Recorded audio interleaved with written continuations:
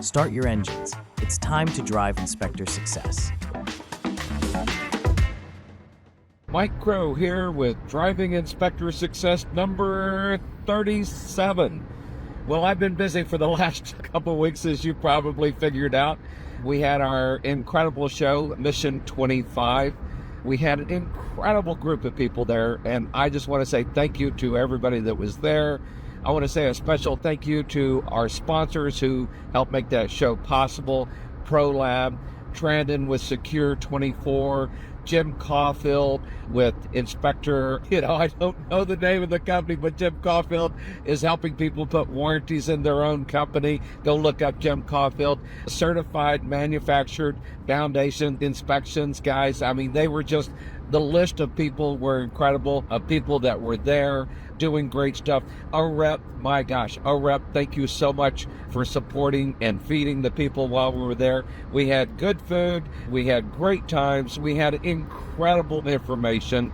We had people that were there from all parts of North America just helping out, and we had some incredible speakers that you'll never find at any other conferences. So Mission 25 was a huge success, and I again want to say thank you to all of our sponsors for supporting that.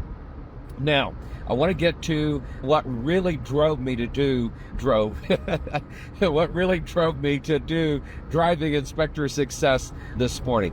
One of the things is that if you've done what I've been telling you to do with your marketing through November, December, January, February, you are now getting to that point where you are getting booked up more and more, okay? So there's a formula that I teach people, and then I'm going to give you some additional pieces of this, but there's a formula for raising prices that I created probably, 15 years ago to help people understand. And one of the things that I hear people say is that, I'm scared to raise prices. And you know what? Honestly, I want to just say this right up front. I'm scared to raise prices too sometimes, okay? But every now and then I get fearless. And it's easy to get fearless when you follow the formula, all right? So the formula is 3 times 90 times 2. Now, this formula is very simple and very straightforward. If you're booked out 3 days or more for 2 weeks at a time, if you're booked out 3 days or more for 2 weeks at a time, you need to raise your prices, okay? It's that simple, okay? And so the 3 in 3 times 90 times 2, the 3 stands for 3 days, the 2 at the end stands for 2 weeks. Here's the next part of this. If you are scheduling 90% of every inspection that comes in, then your prices are too low. See, you're going to schedule, if you're really good on the phones, you're going to schedule 90%, then you should be asking for more money per inspection. And here's what happened with our company. We went through winter. It was tough. Every winter's tough. And the bigger you get, sometimes the tougher the winters are. Because in June, we'll do 10% of our business, but in January, in December, each month we'll do like 5% in December, we'll do 5% in January. And it means that basically I'd have half the revenue coming in during those months, versus, what I have coming in June. Yes, I put money in savings accounts and all types of other things to try to help make sure that we have everything set aside for that year, that winter that is coming and everything. And I'm really big on trying not to just let people go. I've known inspection companies that they'll hire people and then they'll let them go. And I get that in the business world. That is normal, and people do that all the time. I'm not normal, okay? I have always thought that people are more important than money. Now, what that means is I lose money because I don't want to lose people, or I don't want to let people go during, the winter and everything. And I'm going to tell you, I did that once or twice, and I think it destroyed a lot of the morale in my company. People went, oh yeah, every winter Mike lets people go. No, I did it one winter because, and this was back in 22 tried to really hurt us. And by the time we got to the winter of 22, it was really bad. And so, yeah, we had to make some adjustments. So here's the thing again, and I'm going to give you another piece of this in here in just a second. So if you're booked out 3 days or more, if you're booked out 3 days or more for up to 2 weeks at a time, you need to raise your prices. If you're booking 90%, your prices are too low. Now, here's the other piece that I don't normally tell people, and that is capacity, okay?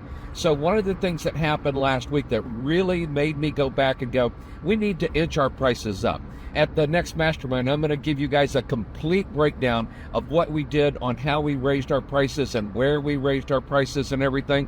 But about 3 weeks ago, probably 2 weeks ago, I raised prices $10 across the board on every single inspection. Now, we'll do 4,000 inspections, and that means that $40,000 more will come into the company. Thank God, okay? Because I have given out more raises than that this year, right? So part of the problem is that our expenses have been going up exponentially on everything. We're having to pay people more nowadays because inflation, and people can't live on what they used to make. They can't live on what they used to make. So we've had to give out raises and significantly pay people more. Now, our inspectors are on a percentage basis. When we raise prices, our inspectors get an automatic raise immediately every single time. So that is really super cool for them. That takes care of the inspectors. But now the ladies that answer the phones, and I say ladies that answer the phones, we've had men answer the phones, but right now it just seems to be all ladies. When they answer the phones and they schedule, then that's great. And I had one lady, she came in and she went, Mike, I'm going to have to give 2 weeks notice. And I went, oh my God, I can't believe I'm getting ready to lose this person. And then she worked a Saturday, right? And she took 7 phone calls and she scheduled all 7 inspections. And I was like, you've got to be kidding me. How can I lose somebody and so I asked her, I said, where are you going? She, well, I'm going to this place. And why are you going? Well, I make more money. And I said, what if we match that? And what if we helped you over the next 2 years know that you're going to be able to make this much? And how about I do this? How about I give you a bonus for staying? And she was like, can I sleep on it? And I went, of course you can. I'm not asking you to make a decision right off the top of your head. However, I'd really like to know by tomorrow. And she went, yeah, no, I can. So anyway, she called our office manager that evening and went, I have changed my mind. I'm not going anywhere. Thank you, Lord. Okay. So that person now is answering the phones and she's more inspired by ever. And she was getting ready to go to work for somewhere that wouldn't care for her as much, wouldn't love her as much, wouldn't respect her as much. And honestly, I'm not trying to cut any other place down. I'm just telling you, our work environment is so super cool that people feel like it's their home away from home. All right. Do we work? Of course we work. All right. But we get the job done. So here's the other thing that I noticed was that our capacity was above 90%.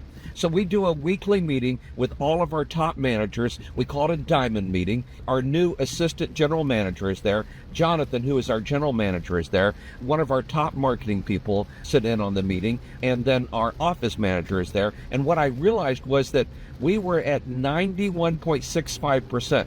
And I want to make sure you hear this and listen to this carefully. When you get above 80%, you are losing business. Business is going elsewhere. When you get above 80%, business is going elsewhere. And if you don't know that, that's a huge mistake. Because in the inspection world especially, but not just the inspection world, but in all types of businesses, they want to get to like 100%. But you know, I'm driving past a hotel here right now. And here's what I will tell you, is when that hotel gets at 90+%, it's losing business to somebody else, okay? Because they don't have the freedom to schedule and, you know, put things into place that they would otherwise. And so it's incredibly important to make sure that your capacity is always right around or below 80%. Now, if it goes to 50%, you got other problems, okay? I mean, it's like walking a tight line. You've got to make sure you don't go too high, you don't go too low, right? You've got to look for that sweet spot. I mean, I have a whole talk on sweet spots. 80% is the sweet spot for your capacity. And part of it is I want people to know if they call in that day, especially in our industry, very time-sensitive industry, If they call in that day, then we can do an inspection that day, right? So I had raised prices $10 and nothing changed. Nothing changed. And so I finally came back to Jonathan and I looked at it and said, we need to raise prices another $10. Now, $10 really honestly isn't that much. You know, most people spend $10 or more at a Starbucks getting themselves some kind of a sandwich and some kind of a drink. And here's the problem is our E&O insurance has gone up significantly. We have vehicles that all of our guys drive. Our automobile insurance has gone up incredibly significantly. You know, we drive all of the Dallas-Fort Metroplex and we pay for the tolls for our guys as they drive back and forth. Now, here's the secret. We don't pay for the expressways, but we pay for the toll roads, okay? But we pay for those, and those prices have gone up. It's just price after price. The cost of health insurance has gone up. Everything has just gone up because of inflation and because of a lot of other things. And so if you don't balance this out by raising your prices too, at some point you will have absolutely zero profit, no profit, and you will go out of business. So that's what I wanted to tell you today. And by the way, some people go, oh, January, I want to raise my prices in January. Never raise your prices in January, not in our industry. Now, maybe yours is different, but in our industry, you don't do that because everybody out there is still hungry. Everybody out there is still, willing to discount their services and give away their services because January, there's not enough home sales for home inspectors and inspections out there. So March is the perfect time to start taking a look at all of this. And if you follow the formula that I've given you, 3 times 90 times 2, then you're going to find out it gets triggered in March. And if it's not triggered in March, by April, and that's the best time to raise your prices. So here's one of the things I'm going to tell you. And you've kind of heard it throughout this, but the more money you make, the more people you can help. And I need to make more money to make sure I can take really good care of our employees who are the lifeblood of our business. And without them, we just wouldn't be where we're at. And we couldn't take care of the clients and customers the way we do. I want to say I'm so grateful for our employees, okay? The people that every day come in and just take such great care of home buyers and take such great care of the referral base, the mavens, the real estate agents, the insurance companies, the mortgage companies that refer people to us. And I want to say thank you so much to all of our staff that is there making sure we're doing that. And I want to make sure that they can make a decent living so they don't have to go work something else that may pay more, but honestly isn't as satisfying and honestly isn't with a company that cares about people as much as we do. Well, this is Mike Crow, and as I love to tell you, be successful and be around those that are successful. And you know what? Take a look at your prices. Is it time to raise prices? And if you're in different industries, maybe your price structure is a little bit different, but I will tell you, I've had a carpet cleaning company. I've had a pest control company. I've had a roofing company. I've had a lot of companies, all right? I'm kind of a serial entrepreneur. What I will tell you is that there are times that we have to make these price adjustments to make sure that we can take care of our employees, take care of our bottom line, and honestly, make sure that we can give a great service to our clients and customers. You guys have a great day. I'll talk with you again soon. Bye-bye, everybody.